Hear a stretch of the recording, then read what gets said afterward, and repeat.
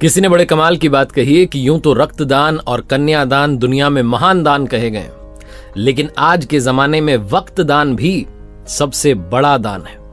नमस्ते दोस्तों, मैं हूं आरजे कार्तिक। एक बड़ी छोटी सी कहानी है चार दोस्तों की, नवीन, संतोष, मनीष और प्रवीण। 12th की पढ़ाई पूरी करने के बाद चारों ने डिसाइड किया कि हम एक छोटी सी पार्टी करते हैं। पुराने जमाने की कहानी है, तो चारों ने उस शहर की महंगी होटल जो थी बढ़िया सी, उसमें पहुंचे। मुश्किल से 100 रुपये इकट्ठे किए, चाय नाश्ता करने के लिए पहुंच गए और चाय नाश्ता चलता रहा, हंसी मजाक चलती रही।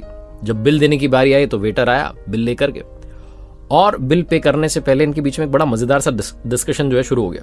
एक ने कहा कि एक काम करते हैं, 40 साल बाद अब हम मिलेंगे, 40 साल तक मिलेंगे नहीं, और देखते हैं 40 साल में कौन कितना ग्रो करता है। तो बच्चों वाली शर्त लगती है तो लग गई। तो सब ने कहा कि हाँ सही है, 40 साल बाद मिलेंगे और साल की पहली तारीख 1 जनवरी को मिलेंगे, और उस दिन जो सबसे आखिरी में आएगा उसको बिल पे करना है और इसी होटल में आएंगे। इन्होंने कहा जी ठीक है, देख लेते हैं।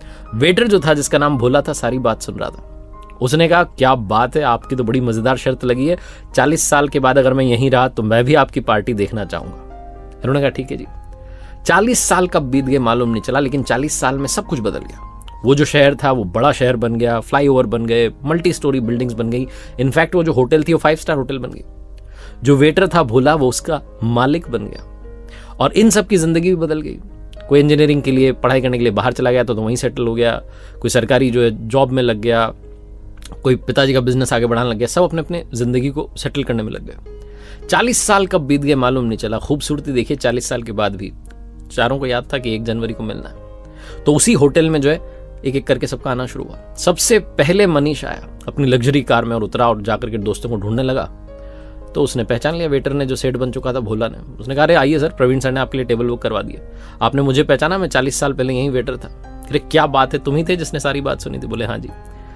मनीष भी बड़ा खुश हुआ कि बहुत बढ़िया, आपने अच्छी होटल बना लिया। वेट करने लगा बाकी दोस्तों का। थोड़ी देर बाद संतोष आया, दोनों की बातचीत होने लगी। संतोष ने कहा अपना तो बढ़िया कपड़ों का बिजनेस चल रहा है। मनीष ने कहा मेरी भी ज्वेलरी की जो है शोरूम जो है 3-4 हो गई, अब तो बढ़िया ग्रो कर रहा हूँ। थोड़ी देर में नवीन भी आ गया। नवीन ने कहा जी अपना भी जो है बिजनेस बढ़िया चल रहा है, मिल है अपनी और अच्छी मिल जो है काम कर रही है, सब ठीक चल रहा है। तीनों की बीच में बिजनेस को लेकर बात हो रही थी और इंतजार हो रहा था चौथे दोस्त का, यानी कि प्रवीण का। प्रवीण आया नहीं तो परेशान हो रहे थे, क्या होगा, कब आएगा।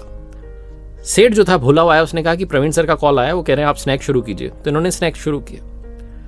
वेट करने लगे कि आ ही जाएगा।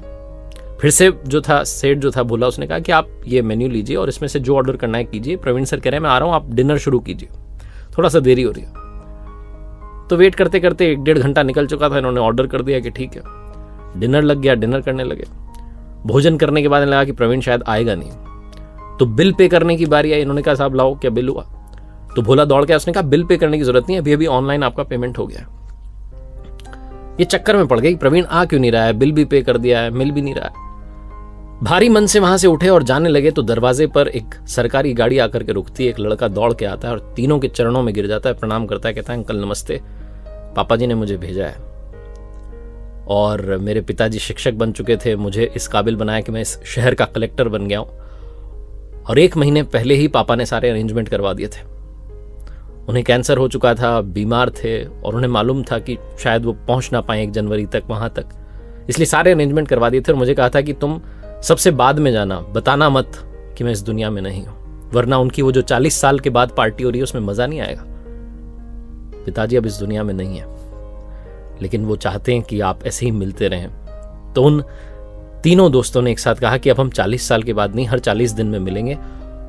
और ये सुन के उन्हें बुरा लगा कि उनका दोस्त चला गया। वो ये सोचने लगे कि हम 40 साल में मिले क्यों नहीं। ये छोटी सी कहानी उन दोस्तों की नहीं, आपकी हमारी है। आप और हम भी इस चक्कर में रहते हैं कि मिल लेंगे, आगे मिल लेंगे। अपने ही लोगों से हम किसी सेलिब्रेशन में मिलते हैं, किसी शादी में मिलते हैं, किसी फंक्शन में मिलते हैं, वरना मिलते नहीं है क्योंकि हमारे पास में वक्त नहीं है।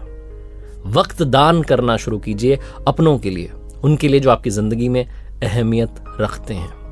ये मत इंतजार कीजिए कि आने वाले टाइम में मिल लेंगे। अगर ऐसा सोचते रहे तो ना जाने कौन कब आपका साथ छोड़ के चला जाए, क्योंकि आदमी वाकई बुलबुला है पानी का।